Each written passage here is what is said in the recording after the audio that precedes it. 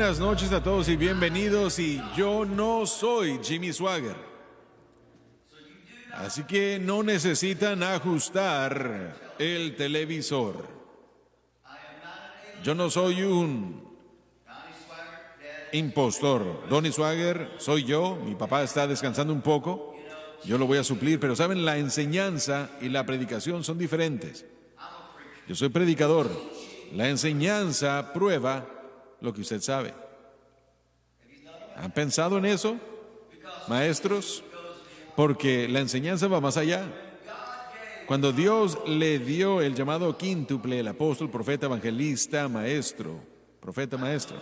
Yo no sé si ustedes, caballeros, han pensado en esto. Permítanme presentar al panel antes de terminar, porque tenemos grandes maestros aquí. Este es un cumplido para ellos, algo que ustedes necesitan saber. El hermano Dave Smith está aquí y su triciclo también, ahí enseguida de él. Se le llama Rojo.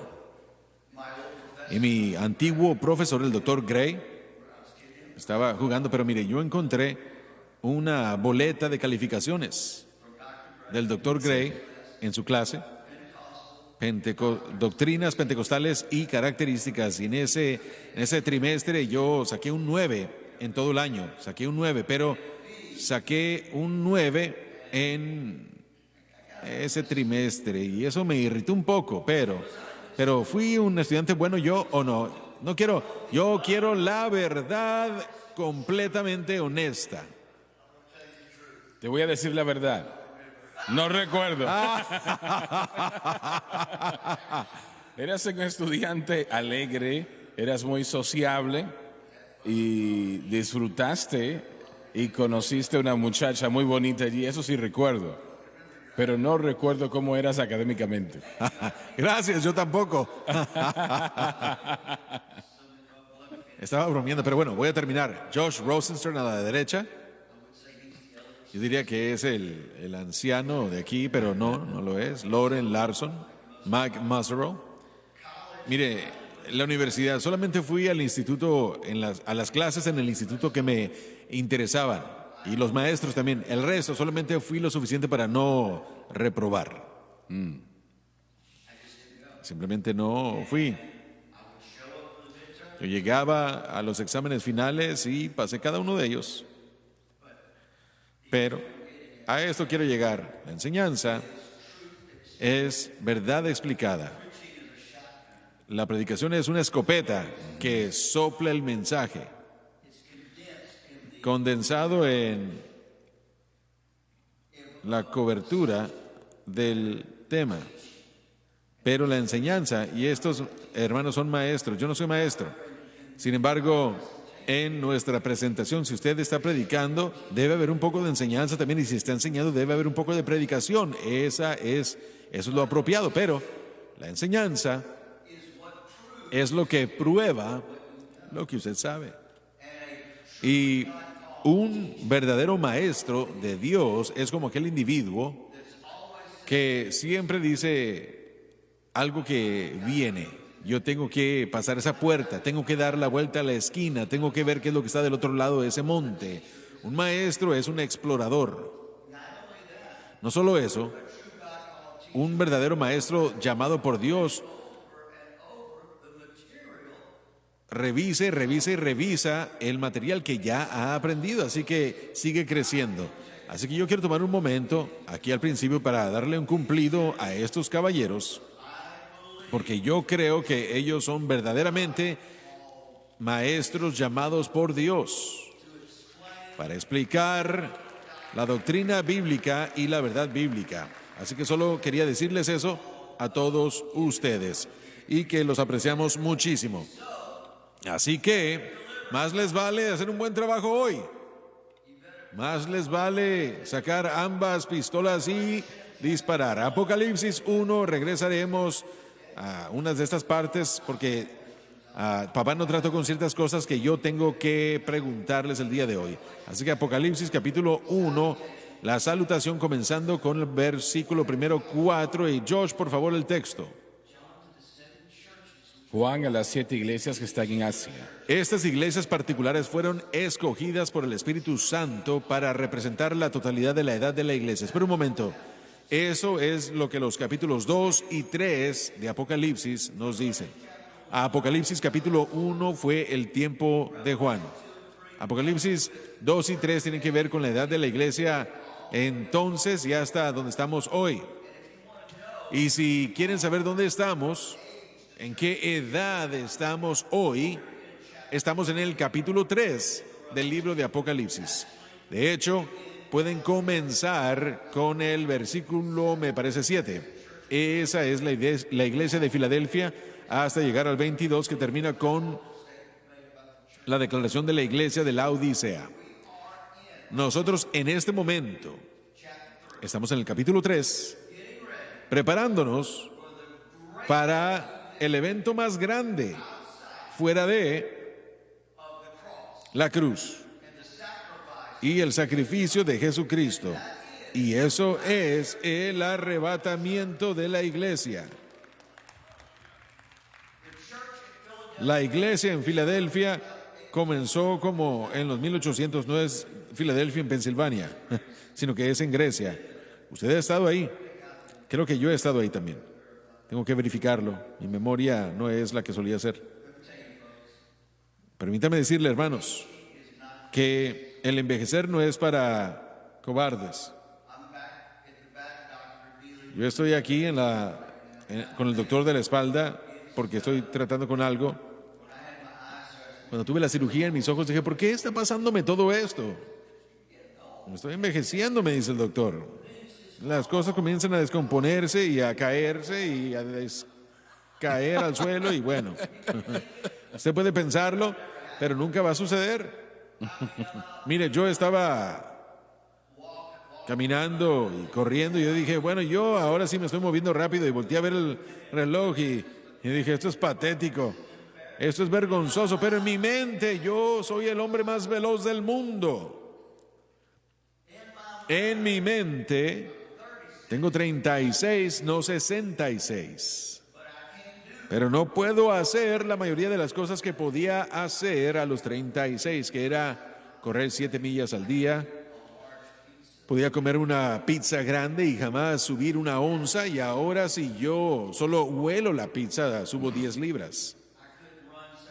No puedo correr 7 millas usted si me amenazara, porque no puedo. Así que es lo que uno tiene que esperar, ¿verdad?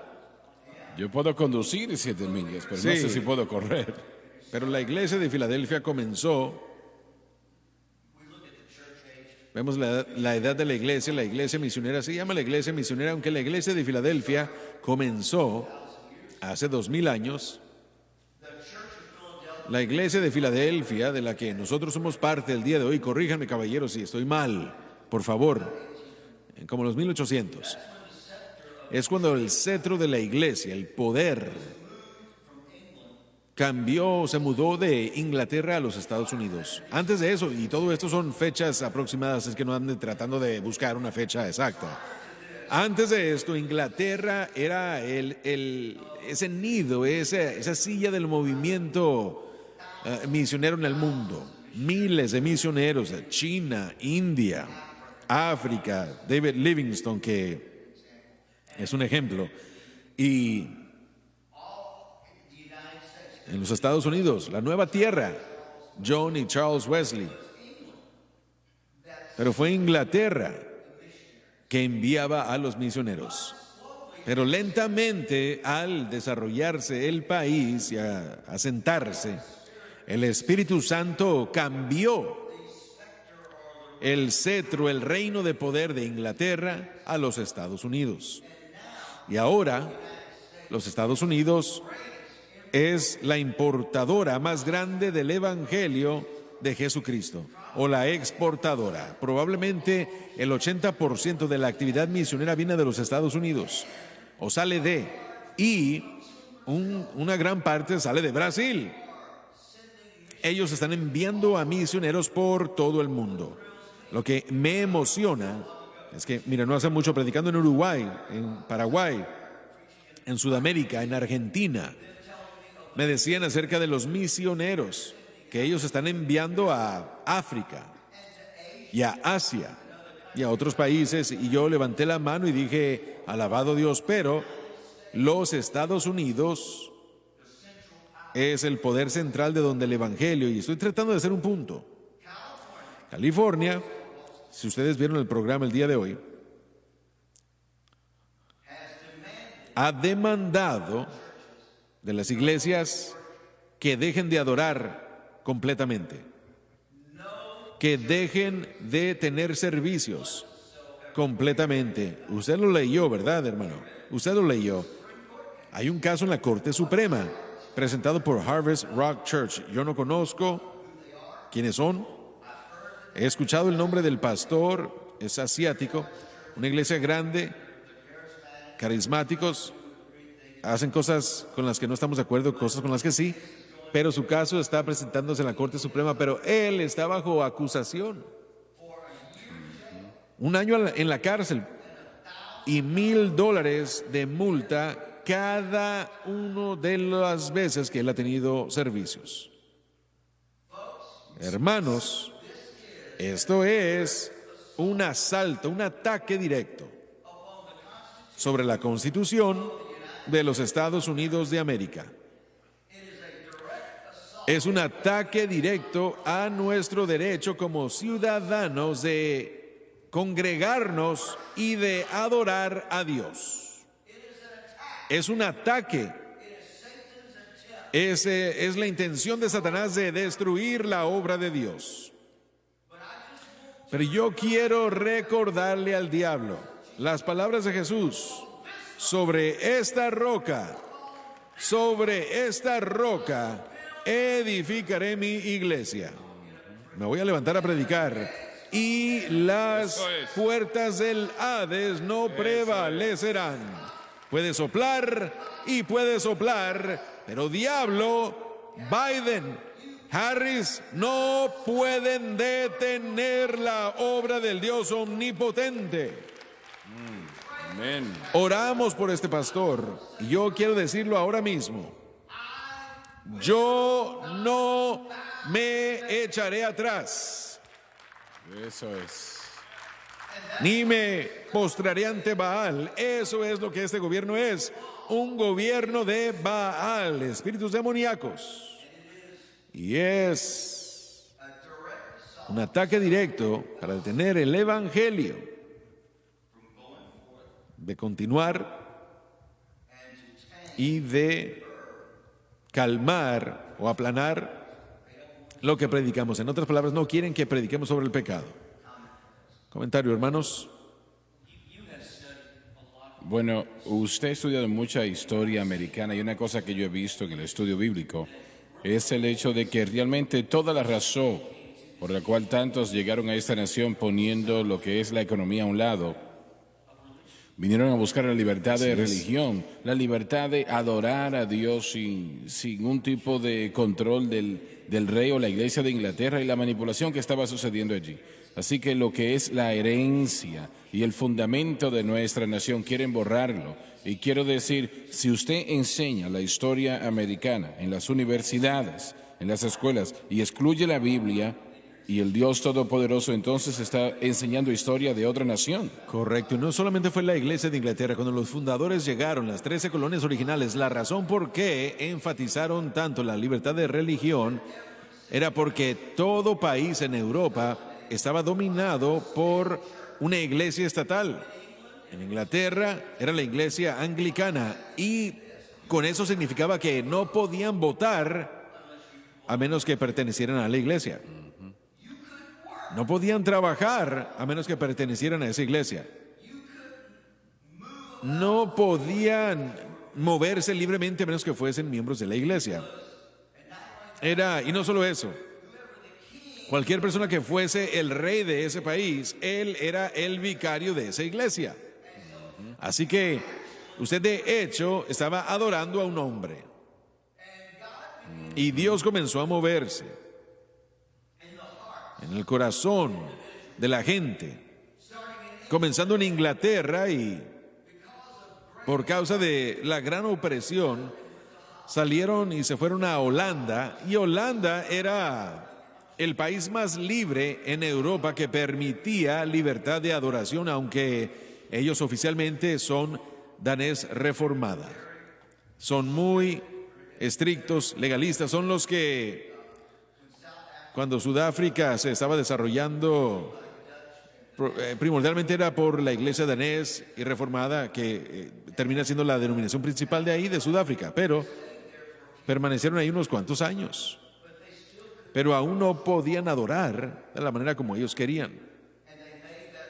Y ellos hicieron ese viaje largo a este país, fueron llamados la iglesia puritana, o los puritanos. Cuando llegaron a la colonia de Massachusetts, lo primero que hicieron fue arrodillarse y agradecerle a Dios por esta tierra. Ni siquiera la llamaron, oficialmente era llamada la Nueva América. No la llamaron la Nueva América, la llamaron la Nueva Israel. Y ellos le pidieron a Dios que los bendijera y que les ayudara. Y si él los bendecía y les ayudaba, ellos iban a edificar una nación fundada sobre los principios de la palabra del Dios omnipotente. Y Dios escuchó y honró eso. Y mientras los puritanos comenzaron en Massachusetts, comenzaron a expandirse a las áreas rurales, cuando sentían como que era un lugar donde querían ellos edificar un pueblo. Después de que limpiaban todo, lo primero que hacían era construir una iglesia, no casas, sino iglesia.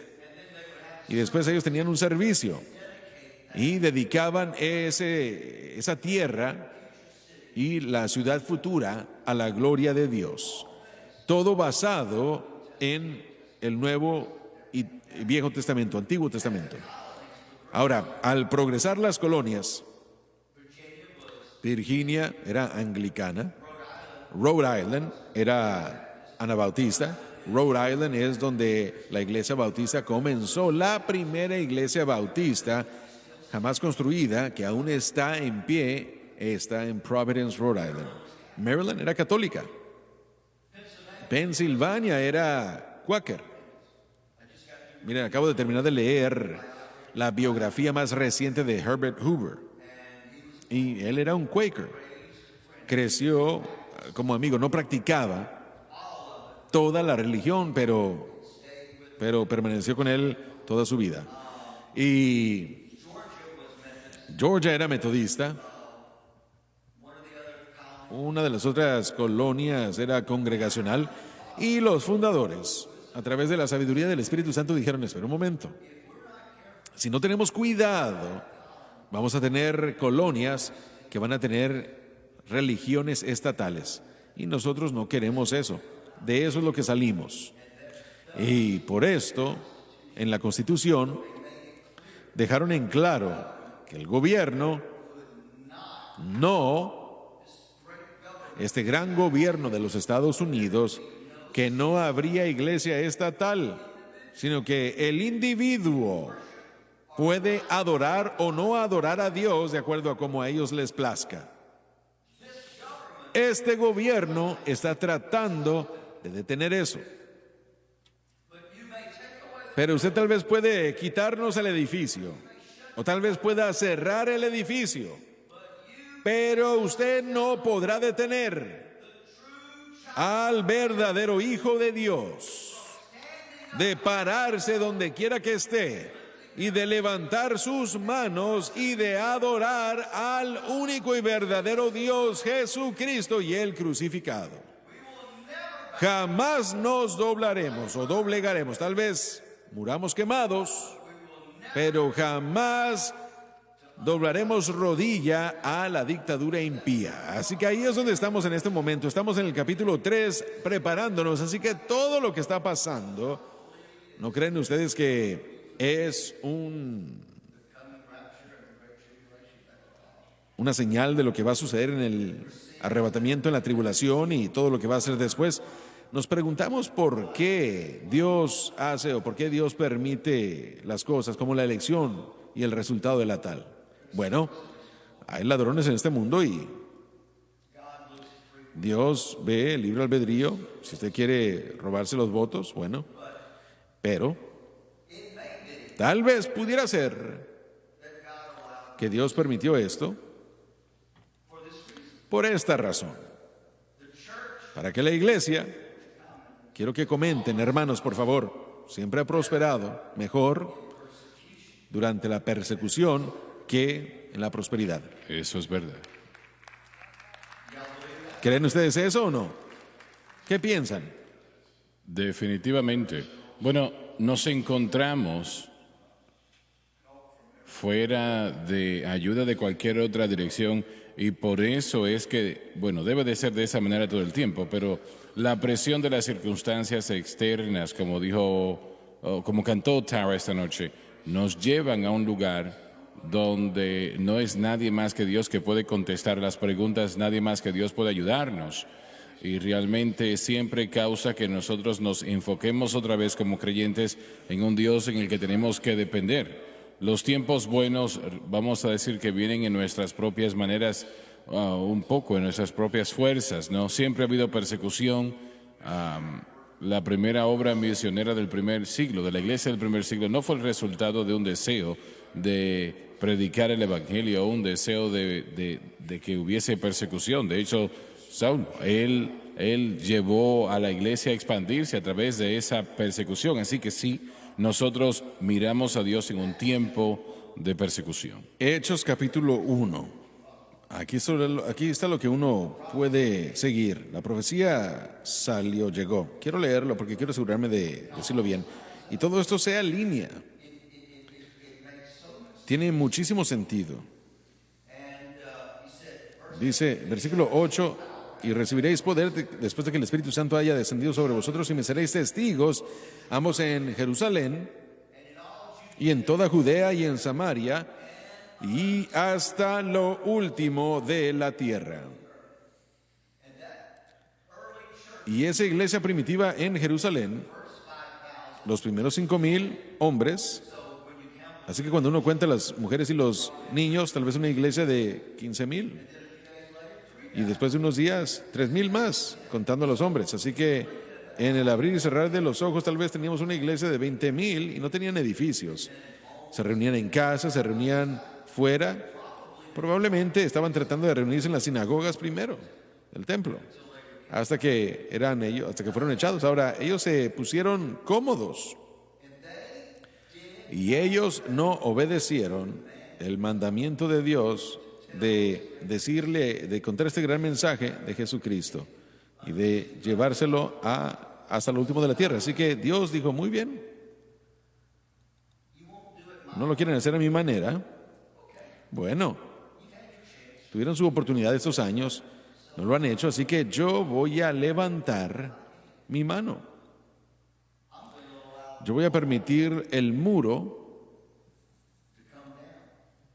caer. Y voy a permitir la persecución. Y de repente, antes, cuando Roma y el liderazgo judío los toleraban, ahora tenían la luz verde de Roma de esparcirlo. Y uno lo ve en los capítulos, en el capítulo 8:5. Y Felipe descendió a la ciudad de Samaria, les predicaba a Cristo. Ahora esto era anatema. Samaria era, para un judío, era basura. Ellos los veían con desdeño. Ellos pensaban que eran la forma más baja de seres humanos en la tierra. Así que no solamente había persecución, pero número 2, ellos fueron a lugares que un judío leal odiaba, pero tomó esa persecución para que Felipe llegara y dijo, les predicaba a Cristo y la gente unánime escuchaba atentamente las cosas que decía Felipe, oyendo y viendo las señales que hacía, porque de muchos que tenían espíritus inmundos salían estos dando grandes voces y muchos paralíticos y cojos eran sanados. Y eso es lo mejor de todo. Así que había gran gozo en aquella ciudad. Alabado Tomó Dios. la persecución para que la iglesia obedeciera el llamado de Dios. Así que ahora estamos en el capítulo 3, la iglesia de Filadelfia, en la iglesia de la Odisea. La iglesia de la Odisea es la iglesia apóstata y es cualquier iglesia que no proclame la verdad de este libro, pero en vez de eso que injerte su propia teología. ¿Están de acuerdo ustedes con eso? Definición. Bueno, pero aquí está Mire, esta es la iglesia de Filadelfia. Y hay miles de iglesias Filadelfia alrededor del mundo. Pero en cada una de esas iglesias hay miembros de la iglesia de la Odisea. Amén. Esa es la mezcla. Y ellos entran con un espíritu para sembrar falsa enseñanza en la iglesia. Y por eso es que debe tratarse esto. Yo sé hace unas semanas que hubo un caballero que se levantó y trató de dar profecía que no era de Dios. Yo no podía escuchar todo lo que se dijo, pero cuando lo escuché decir, las redes sociales me han revelado quién es el anticristo. Y recuerdo que yo dije, ¡oh, Señor! Alguien deténgalo. Y Gabriel dijo, siéntese. Eso no es de Dios. Después de la iglesia él vino y él arrojó sus 95 tesis aquí y todo era basura. Punto final es que él estaba diciendo que el anticristo era el Papa. No, no es el Papa. No es el anticristo. Los judíos nunca van a aceptar a nadie más que a uno que sea judío. Estoy viéndolo a ustedes, pidiéndoles comentario. Bueno, definitivamente es en lo cierto. Ellos no van a aceptarlo de esa manera. Pero otra cosa, la iglesia todavía está presente, así que el anticristo no ha sido revelado. Todavía estamos aquí. Exactamente, y no va a ser revelado hasta que la iglesia sea arrebatada. Cubriremos eso ya más adelante. Hermano Donny, volviendo a su punto original sobre la persecución y la iglesia del primer siglo, vamos a desarrollar eso, si usted puede. Lo que está sucediendo en California, lo que leímos hoy en ese artículo y lo que estamos escuchando, la situación va a empeorar. Lamento que va a empeorar. Estamos viendo algo en California donde el gobierno fuertemente está persiguiendo a la iglesia, tratando de cerrar las puertas de las iglesias, llevándolos a la corte, y leemos esto mientras eso avanza en la nación. Temo que durante la presidencia de Biden no habrá esfuerzo para tratar de detener eso.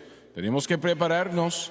Nosotros en Luisiana estamos en bendición que podemos estar donde estamos hoy. Y nosotros tenemos aquí mucha libertad en Luisiana en comparación a California. Pero eso puede llegar aquí. Yo estoy viendo cómo se está apretando todo aquí también. Estoy viendo al gobierno estatal utilizar otras entidades para ejercer más control. Estoy viendo como volador frecuente, y hemos hablado de esto en el programa de Mamá. Una persona preguntó sobre la vacuna del COVID y ustedes lo tienen o ellos lo tienen, pero yo no.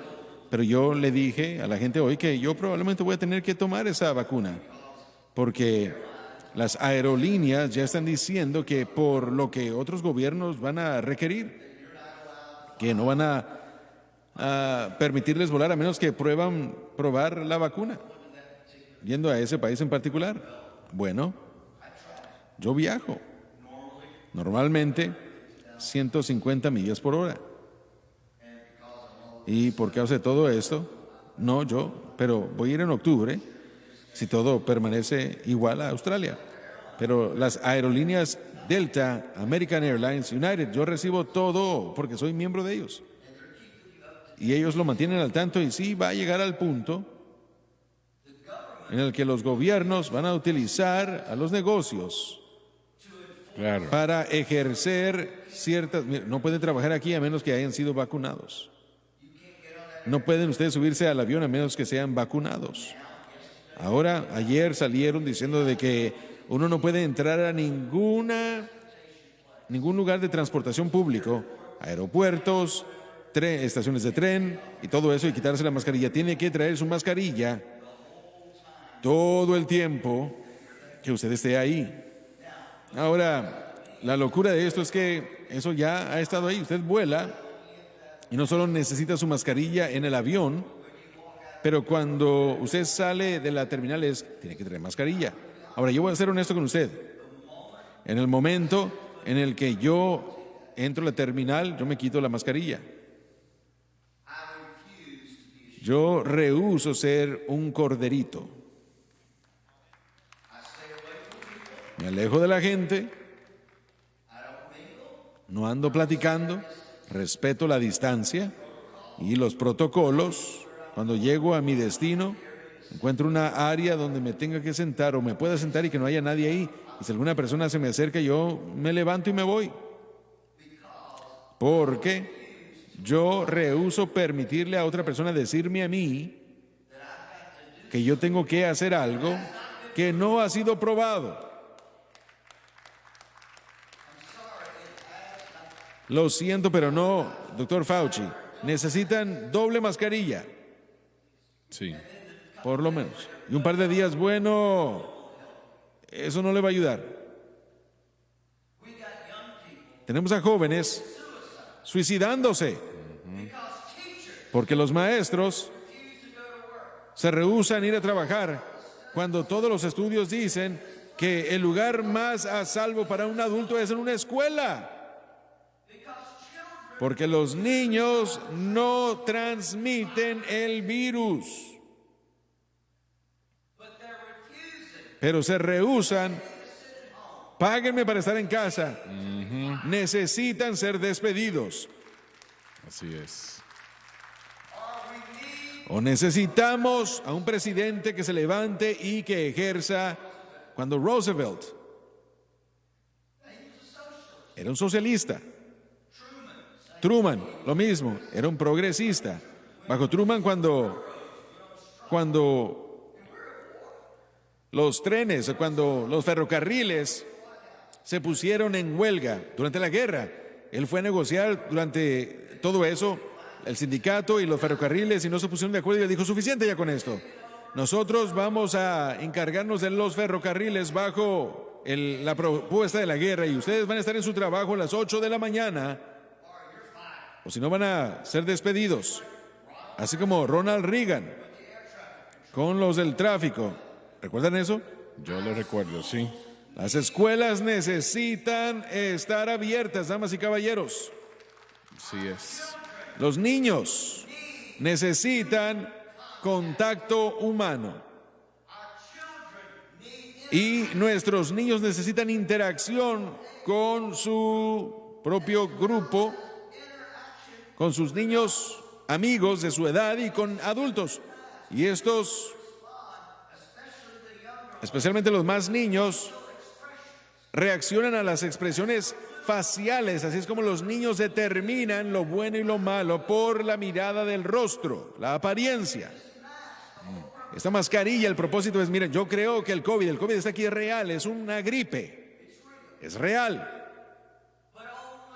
Pero solo, de acuerdo a la CDC, menos del 10% de todas las muertes son por muerte causada por el COVID.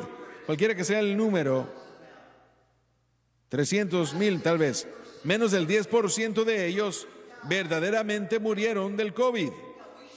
Ahora, nosotros debemos estar al tanto, mostrar el distanciamiento. Eso es bueno, porque mucha gente no se ducha como debe ducharse. Y no se cepillan los dientes como deben hacerlo. Así que 6 pies, ¿verdad? Pero una vez más, miren, ¿de dónde salieron los 6 pies? El COVID dice: solamente hay 5 pies, 11 pulgadas, yo los voy a atrapar.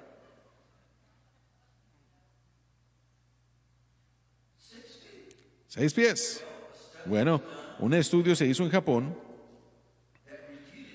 que refutaba los 6 pies porque decían que los científicos decían que no tomaron en cuenta el factor de el viento. Y si el viento es leve, un viento leve, y el viento sopla de esta manera, puede llevar su aliento 14 pies. Y alguien dice 6 pies. Eso no es ciencia. Eso es estupidez. ¿Aló? Es una estupidez. Muy bien, bueno, no me ayuden a comenzar con esto. Pero tiene razón la persecución. John Huss murió en la hoguera en los 1400. ¿Qué no fue Wycliffe? ¿Qué no fue él fue quemado a la hoguera y al estar quemándose, él clamó a gran voz: oh Dios, abre los ojos del rey de Inglaterra con respecto a la traducción de la Biblia de latín a inglés? Martín Lutero, que clavó sus 95 tesis en la puerta.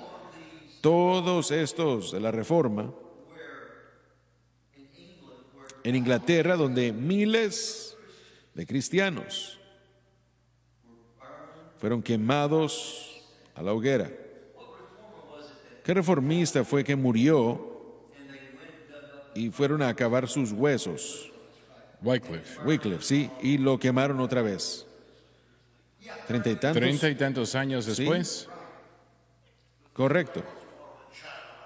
Y pensemos en lo que está sucediendo en China, gran persecución, pero la iglesia vive allí. Sí, bueno, la gente no se mantiene informada, pero en China, otro ataque hace 3 días, fogatas masivas del gobierno que confiscaba Biblias, material cristiano, retratos de Jesús, quemándolos. Las iglesias ahora tienen que seguir ciertas regulaciones antes de poder operar. Se le está dando una nueva traducción de la Biblia. Nación comunista. Una versión comunista de la Biblia. Juramentando alianza al partido comunista. Miles de Biblias se han quemado, no se permiten cruces. Uno de los centros de concentración más grandes del mundo, edificado exclusivamente para encarcelar a gente religiosa, musulmanes, cristianos, judíos, individuos que practican y son devotos a otra religión fuera del comunismo. Y el comunismo es una religión, damas y caballeros, no es una ideología, es una religión. Y su Jesús es Karl Marx. Es una religión, un espíritu. Hay miles en este centro de concentración que está a unas cuantas millas de donde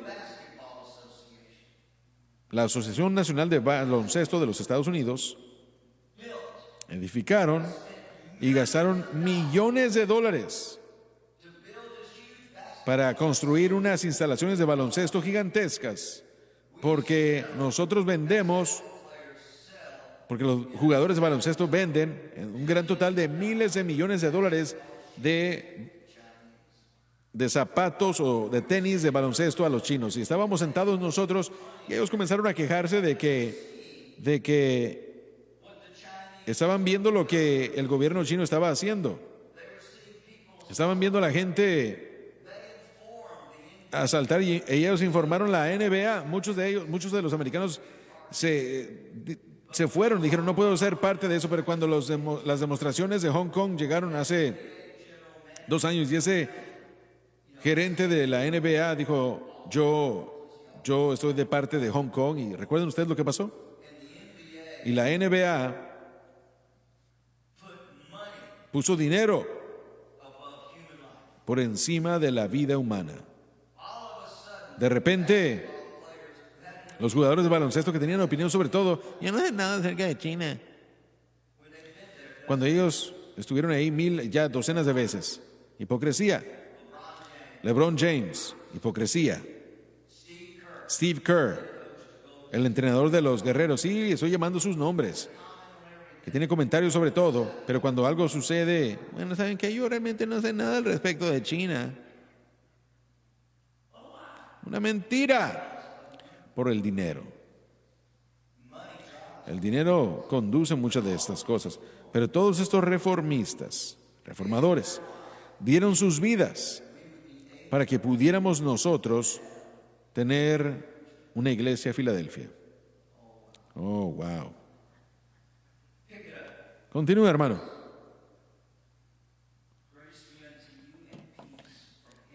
Gracia a ti y paz de aquel que era y que es y que va a ser. Se refiere a la gracia santificadora y justificadora, todo hecho posible por la cruz.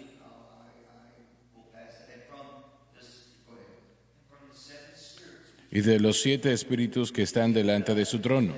Nos la dio de esta manera para poner de relieve el aspecto séptulo de las operaciones del Espíritu Santo. En Isaías 11:2, la semana pasada hablamos de esto, no voy a volverlo a tratar, no hay 7 Espíritus Santos, pero Isaías 11:2 enfatizan las 7 funciones del Espíritu Santo, así que ahí pueden verlo. Y de Jesucristo, el testigo fiel. Vida terrenal de obediencia perfecta. El primogénito. Él es el que seguimos, el primogénito de los muertos. Se refiere a su resurrección, que es las primicias, el primogénito de los muertos. Esa frase se repite en otros lugares y ha causado que la iglesia sea infiltrada por una doctrina condenable de que Jesucristo tuvo que convertirse en pecador en la cruz y de morirse o de irse al infierno como pecador, sufrir en el infierno, y al tercer día Dios el Padre dijo suficiente, y Jesucristo se convirtió en el primogénito de los muertos. Damas y caballeros, eso es herejía, blasfemia.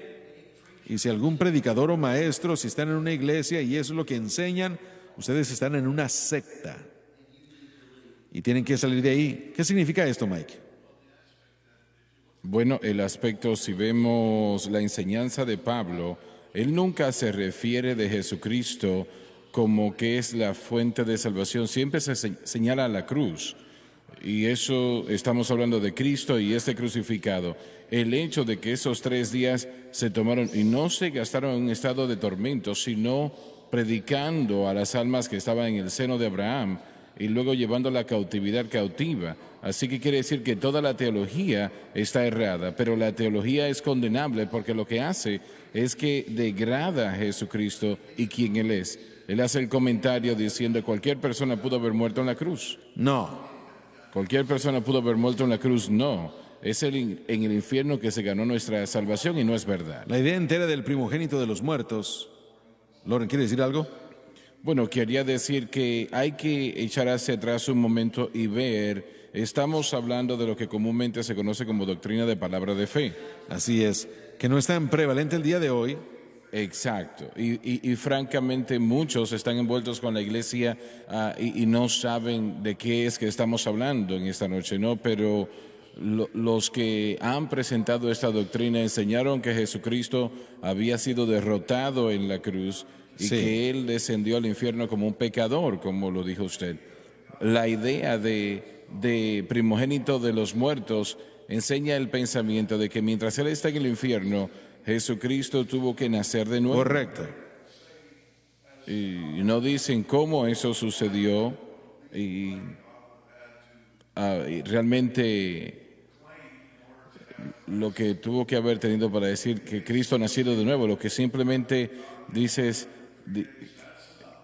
que Dios tuvo que gritar del cielo y decir ya es suficiente. Y eso no se encuentra en la Biblia. Y dicen ellos que en ese momento Jesús nace de nuevo. En ningún momento de su sacrificio Jesús vino a ser no santo, manchado, sucio, lleno de... Nada de eso. Él llevaba nuestro pecado. porque no habría habido resurrección. Sí, pero hubiese sido un sacrificio inválido si hubiese sido así. También tenemos que entender que en el antiguo pacto, cuando traía un cordero para ser sacrificado, la persona que estaba presentando el cordero ponía su mano sobre la cabeza, el pecado transferido a ese animal, y ese animal no cambiaba de ninguna manera. No. Se quedaba igual, venía a ser el sacrificio completamente. ¿Estarían de acuerdo ustedes que podemos definirlo de esta manera? El primogénito de los muertos se refiere a Jesucristo como las primicias La primera de resurrección. la resurrección que está por venir para todo y cada uno de nosotros. Oh, alguien necesita dar grito de júbilo. Hay resurrección venidera. Un día en el que la mortalidad se vestirá de inmortalidad y esta carne será transformada. No tendremos problemas. No tendremos problemas físicos de espalda, ni de ojos, ni de memoria, sino que seremos perfectos, aleluya, en un estado glorificado. Tengo que callarme y terminar con esto. Y el príncipe de la tierra, de los reyes de la tierra, lo dijimos al revés, Lo perdón. dijimos al revés. No, léelo bien y yo también. Gracias por ese lago. Y el soberano de los reyes de la tierra. Se refiere a su señorío del mundo, que es un tema clave del libro de Apocalipsis. Al que nos amó y nos ha lavado de nuestros pecados con su sangre. La cruz demuestra el hecho de su amor completamente. Lo he dicho yo una vez y lo vuelvo a decir. La cruz es la expresión más grande del amor de Dios Eso es. y de la sabiduría de Dios. Y nos ha hecho reyes y sacerdotes para Dios y su Padre. Hecho posible por lo que Cristo hizo en la cruz y solo por lo que Cristo hizo en la cruz. Bueno, terminamos con esto, pero quiero tratar con esto último. ¿Qué significa que Él nos ha hecho reyes y sacerdotes? ¿Es usted un rey, Loren?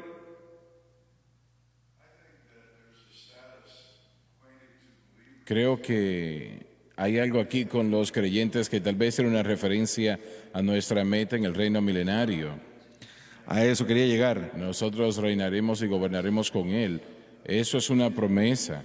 Ahora, como individuo, nosotros no estamos buscando engrandecimiento, poder o posición, pero a la vez sí va a haber un reino.